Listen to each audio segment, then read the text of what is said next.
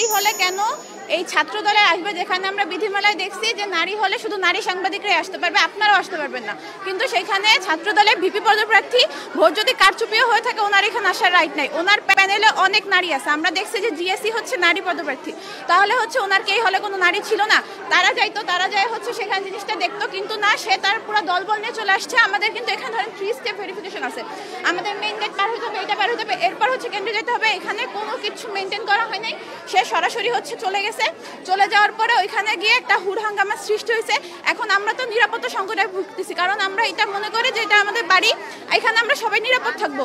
কিন্তু এভাবে যদি লোকজন চলে আসে, আমাদের নিরাপত্তাটা কোথায়? আমাদের হল প্রশাসন তাহলে তো এখানে ব্যর্থ হয়ে যায়। কি প্রশাসনকে লিখিত জানিয়েছেন, হল প্রশাসনকে? না, লিখিত জানাতে পারিনি, আমাদের তো হলোই এখানে কাহিনী। তারপর তারাও কোনো কিছু জানায় নাই, তারা শুনতে পেরেছে যে আমাদের নাকি এখানে ভোট কারচুপি হচ্ছে, সে সরাসরি এখানে দেখতে চলে আসছে। এখন কি ভোট গ্রহণ চলছে না বন্ধ? ভোট গ্রহণ এখন স্থগিত আছে।